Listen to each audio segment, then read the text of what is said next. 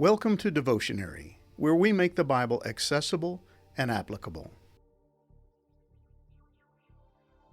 God demands obedience from His people, but that expectation is not based on some need on His part to feel important. He doesn't require affirmation, and He's in no need of an ego boost. God's demand that His people obey Him is based on His desire to bless them. In Deuteronomy 11, verses 1 through 12, Moses will remind the people of Israel of God's faithfulness. While the younger generation had an excuse, because they were not yet alive when God delivered Israel from captivity in Egypt, their parents had every reason to trust and obey God. He had more than proven His trustworthiness and His capacity to bless those who obeyed Him. But the next generation was going to have to learn to trust God on their own. If they wanted to enjoy all that the land of promise offered, they would have to walk in obedience to His commands, because obedience brings blessing.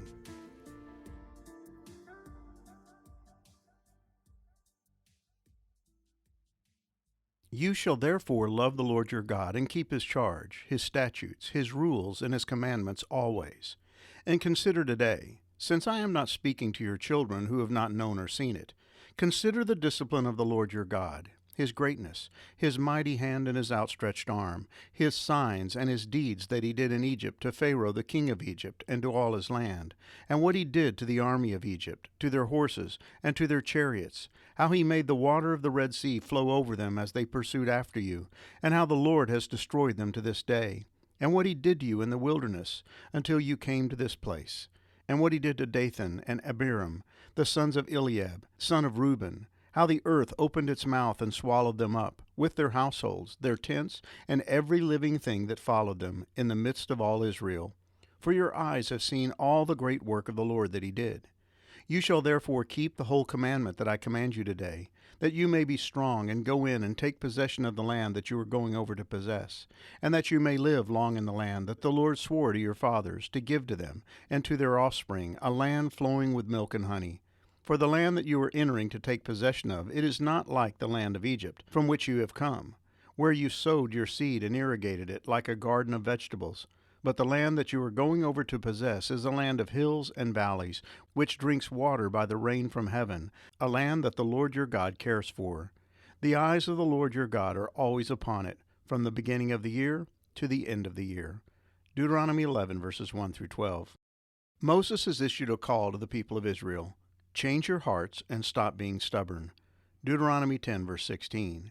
And this was preceded by the reminder that the Lord chose your ancestors as the objects of His love, and He chose you, their descendants, above all other nations, as is evident today. Deuteronomy 10, verse 15. And what would their change of heart look like? Moses describes it in terms of obedience.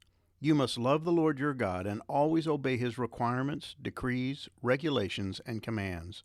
Deuteronomy 11, verse 1. Rather than stubbornly refusing to do what God had called them to do, they could prove their love for Him through their willful obedience to Him. But God was not interested in watching His people simply go through the motions. He was not asking for heartless adherence to His commands. As we have seen before, God takes no delight in worship that lacks true reverence. These people say they are mine. They honor me with their lips, but their hearts are far from me, and their worship of me is nothing but man-made rules learned by rote. Isaiah 29, verse 13. Moses wanted the people to understand that God loved them, and He expected them to return that love through faithful obedience to His will for them. God was not demanding some form of stringent legalism, but a display of surrender to His will motivated by love for who He was. What is more pleasing to the Lord, your burnt offerings and sacrifices, or your obedience to His voice? Listen. Obedience is better than sacrifice, and submission is better than offering the fat of rams. 1 Samuel 15, verse 22. Of all people, the Israelites should have had a healthy fear of and respect for God. After all, He had demonstrated His power and proven His faithfulness time and time again. And the people of Israel had no reason to doubt Him or cause to disobey Him. But Moses emphasizes the fact that the children of the Israelites had not been around when many of the mighty acts of God had taken place. They didn't see the miraculous signs and wonders He performed in Egypt against Pharaoh and all his land. Verse 3. They didn't see what the Lord did to the armies of Egypt and to their horses and chariots, how He drowned them in the Red Sea. Verse 4. Your children didn't see how the Lord cared for you in the wilderness until you arrived here. Verse 5. They didn't see what he did to Dathan and Abiram. Verse 6. They had not had the benefit of watching God display his mighty power on their behalf. Their young eyes had not had the privilege of witnessing God's deliverance or seeing his judgment. But the same could not be said of their parents. But you have seen the Lord perform all these mighty deeds with your own eyes. Deuteronomy 11, verse 7. They had no excuse. They couldn't plead ignorance or claim to have no memory of God's past miracles, which is why Moses warned them to use their knowledge of God's past power and provision to motivate their future obedience. Therefore, be careful to obey every command I am giving you today. Deuteronomy 11, verse 8. And Moses made it clear that their heartfelt obedience to God would bring the blessings of God. Doing exactly what God had commanded would provide them with strength. It would result in victories over their enemies. Ongoing obedience would preserve their place in the land, securing their inheritance for generations to come. The land would yield its harvest, and God would be the one who provided the rain necessary to produce the crops. Unlike their days of captivity in Egypt, their gardens would not be watered by means of irrigation, but through the sovereign hand of God. And this would be in keeping with the promise he had made to them. If you follow my decrees and are careful to obey my commands, I will send you the seasonal rains. The land will then yield its crops, and the trees of the field will produce their fruit.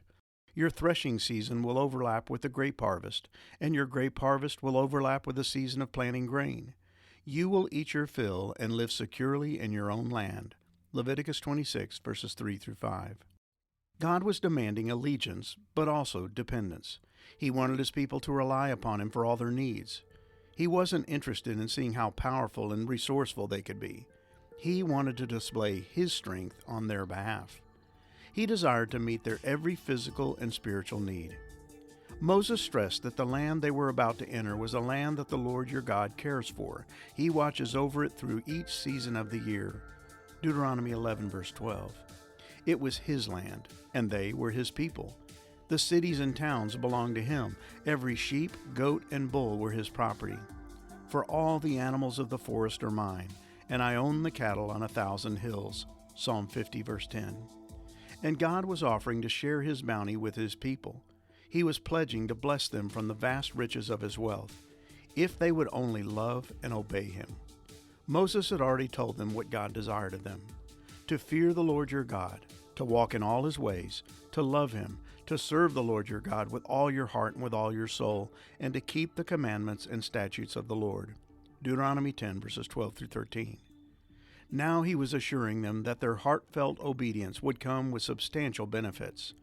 Obedience that is motivated by love and accompanied by a humble trust in and reliance upon God's will always results in his blessings.